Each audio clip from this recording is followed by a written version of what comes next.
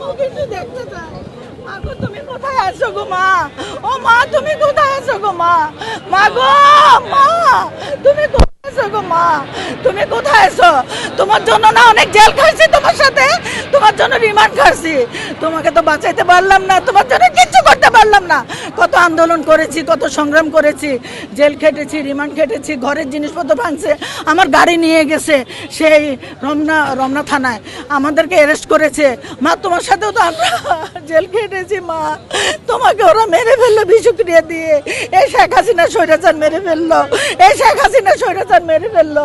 এই শেখ হাসিনা স্বৈরাচারকে এনে অতি তাড়াতাড়ি আপনাদের মিডিয়াদের মাধ্যমে এই খবরটা পৌঁছাইতে চাই, তাকেও এইভাবে মারা হোক, তাকেও এভাবে মারা হোক। আমাদের মাকে যেভাবে কষ্ট দিয়ে মেরেছে, আমাদের মা আমাদের ভালোবাসা নিয়ে, আমাদের মাকে কি পরিমাণ কষ্ট দেওয়া হয়েছে, আমাদের মা কারাগারে তার আমরা আমাদের আজীবন কারাদণ্ড, আমাদের ভালোবাসা নিয়ে এই পৃথিবী থেকে ইনশাআল্লাহ চিরবিদায় হবে।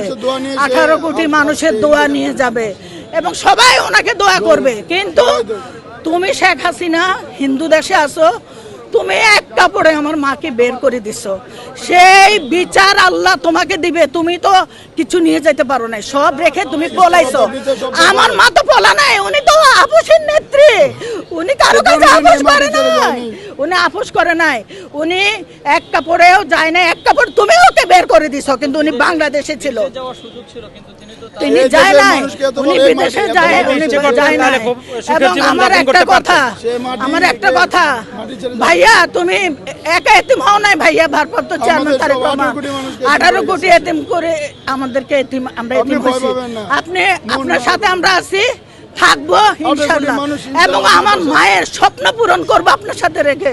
আমার মা যেভাবে এই দেশ গড়তে চেয়েছে, এইভাবে আমরা এই দেশ গড়বো ইনশাআল্লাহ।